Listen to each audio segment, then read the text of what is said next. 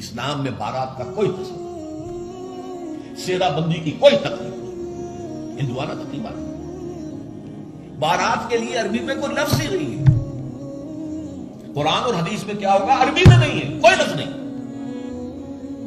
یہ خالص عجمی لفظ، بارات عجمی ہے، ایرانی ہے، اس کا اسلام سے بتا جڑ کٹ جائے اس کا۔ یہ بھی ہندوانہ تصور ہے۔ ہوتا کیا تھا، ایک گاؤں سے جا رہے ہیں، دوسرے گاؤں سے بیٹی لے کر آنی ہے اور بیٹی کے ساتھ جہیز آنا ہے، اور راستے میں ڈاکو جو ہیں وہ لوٹ سکتے ہیں، تو یہاں سے جتھا لے کے جانا ہے، لہذا وہ جتھا بندی کر کے بارات جا رہی ہے۔ اب وہ جا کر جنج گھر جو بنے ہوئے ہیں وہاں پر ٹھہر رہی ہے، 2 دن 3 دن عیش کر رہے ہیں، چھرے اڑا رہے ہیں، لڑکی والوں کے پیسے بنتے ہیں، پھر وہ مال غنیمت سے لدے بھگے واپس آ رہے ہیں، لہٰذا وہ جتھا حفاظت کرتا تھا۔ یہ سارا ہندوانہ اسلام سے کوئی تعلق نہیں۔ تو نمبر 1 نکاح مسجد میں، نمبر 2 کوئی دعوت طعام ہی نہیں، کوئی بھی نہیں، نو انٹرٹینمنٹ واٹس ایور لڑکی والوں کی طرف سے۔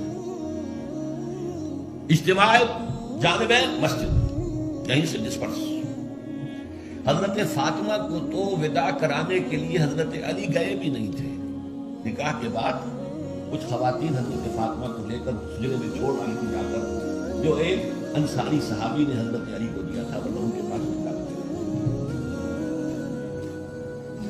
3 باتیں ہو گئی، چوتھی بات ولیمہ جو ہے اس کی تاکید ہے۔ یہی وجہ ہے کہ جب یہ شادی پر مکمل پابندی لگائی گئی تھی، میں نے اشتہار دیا تھا کہ ولیمہ پر پابندی نہیں ہونی چاہیے۔ لڑکی والے کے ہاں تو آپ سوچئے، جو دلیل میں نے دی اس کی نفی میں، نفسیاتی دلیل بہت بڑی ہے۔ لڑکی والے کے ہاں ویسے تو لفظ شادی خوشی، وہاں بھی شادی یہاں بھی شادی، لڑکی والے کے ہاں خوشی نہیں ہوتی، اس کے گھر سے لخت جگر نور چشم نکل کر جا رہی ہے، کیسے خوشی ہوگی؟ مائیں رو رہی ہوتی ہیں، انہیں غشی پڑی ہوتی ہے جب بچیاں نکل رہی ہوتی ہیں، بہن بھائی رو رہے ہوتے ہیں، باپوں کی آنکھوں کے اندر بھی آنسو آئے ہوتے ہیں، نمی آئی ہوتی ہے۔ میں نے بھی 5 بیٹیاں رخصت کی اپنے گھر سے، اور آنکھوں میں نمی آئی ہے، couldn't withhold my tears۔ پھر یہ صرف یہ تو ہوتا ہے کہ ایک ذمہ داری کا بوجھ تھا، آج اتر گیا، اسے آپ انگریزی میں سائی آف ریلیف کہہ سکتے ہیں، کوئی خوشی نہیں۔ اس کی مثال میں دیا کرتا ہوں کہ کوئی جانور اگر قربانی کے لیے 10-15 دن پہلے آپ لے لیں، وہ بکرا کو میڈھا، اور بچے اس کے ساتھ ہل جاتے ہیں، پھر کھلاتے ہیں، لے جاتے ہیں، چراتے ہیں، تو پھر وہ عید کے دن جب آپ اسے قربان کرتے ہیں تو بچے پچھاڑے کھا رہے ہوتے ہیں، رو رہے ہوتے ہیں، اتنا لاڈ اس جانور سے ہو جاتا ہے۔ تو یہ نور چشم لخت جگر گھر سے نکل رہی ہے، 18-20 برس نہیں ہے آپ کے گھر میں آ جا رہی ہے، ٹھیک ہے سائی آف ریلیف ہے، لیکن اندیشہ بھی ہوتا ہے، ذہن میں رکھیے ہمیشہ، پتہ نہیں بیل منڈے چڑھے نہ چڑھے، موافقت مزاج کی ہو نہ ہو، نئے ماحول میں جانا ہے، ایڈجسٹمنٹ ہو نہ ہو، اپنی حد تک پورا اطمینان کر لیا ہے، دیکھ لیا ہے، سوچ بچار کر لیا ہے، لیکن کیا کہا جا سکتا ہے؟ ایک بالکل یوں سمجھیے کہ ایک نیا ماحول ہے، نئی جگہ جا رہی ہے، لہذا وہ اندیشہ بھی موجود ہے، لہذا واقعتاً لڑکی والوں کے ہاں خوشی کا موقع نہیں ہے، ان کے ہاتھوں مرغ پلاؤ کھانا بے غیرتی ہے۔ ہاں لڑکے والے کے ہاں خوشی ہے، اس کا گھر آباد ہے، اور اسے حکم دیا حضور نے، اولموا ولو بشاۃ، ولیمہ ضرور کرو چاہے تمہارے پاس ایک ہی بکری ہو۔ وہ ایک ہی بکری در حقیقت ان کے ہاں مفلسی کی سب سے بڑی شکل ہو سکتی تھی، لیکن بھیڑیں بکریاں پالنا تو ان کا پیشہ تھا، تو کسی کو ایک ہی بکری ہے تو معلوم بہت ہی غریب ہے، فرمایا اسی کو ذبح کرو، کھانا کھلاؤ اپنے دوستوں کو، اپنے احباب کو، سیلیبریٹ کرو، سیلیبریشن تمہارے ہاں ہونی چاہیے، مرد کے ہاں، لڑکے کے ہاں۔ پھر اس میں بھی اس قدر حضور صلی اللہ علیہ وسلم کی تعلیم کے اندر دیکھیے توازن ہے۔ فرمایا، یہ مسلم شریف کی روایت ہے جو میں آپ کو سنا رہا ہوں، عن عبداللہ ابن عمر رضی اللہ تعالی عنہ ان نبی صلی اللہ علیہ وسلم قال اذا دعی احدکم الی الولیمۃ فلیجب، جب تم میں سے کسی کو ولیمے کی دعوت دی جائے تو ضرور جائے۔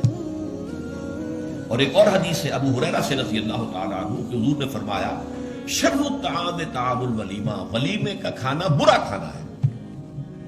کیوں؟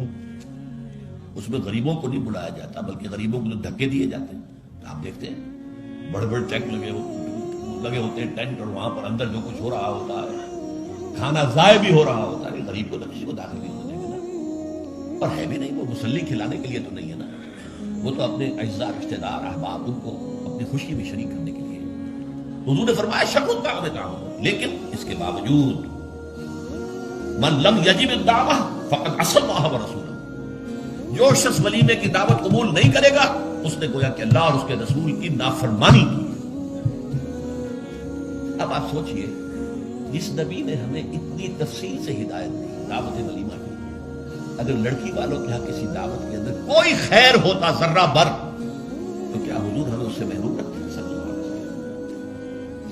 तो चौथी बात जो मैंने अर्ज की कि वलीमा किया जाए, हाँ अलबत्ता वन डिश की पाबंदी लगाई जा सकती है, बिल्कुल लगाई जा सकती है। इसराफ और तबदील को रोका जा सकता है। इसराफ किसे कहते हैं? इसराफ कहते हैं जरूरत की जगह पर जरूरत से जायद खर्च करना। आप अपने घर के खाने में भी एक से ज्यादा डिश पकाना, एक से ज्यादा खाना हुजूर के नजदीक निहायत नापसंदीदा। जरूरत है पेट भरने की, एक सालन रोटी से भी हो जाता है, आपने 4-4 5 पर पका रखी, ये इसराफ है। इसी तरीके से इंशाअल्लाह अगर दावत के अंदर भी वन डिश की पाबंदी हो तो बिल्कुल ठीक है, इसके अंदर कोई हर्ज नहीं। लेकिन ये कि उसमें अब जो किया गया है कि मीठे की ऊपर पाबंदी, बिल्कुल ये सही नहीं है। मीठा हुजूर को बहुत महबूब था, पसंद था, तो उसमें यह कि एक डिश मीठे की, ये नहीं कि 3-3 4-4 डिश है। दाल का हलवा भी है, गाजर का हलवा भी है, फला भी है, और फला भी है, और फिर खीर भी है। लिहाजा वलीमे की इजाजत होनी चाहिए।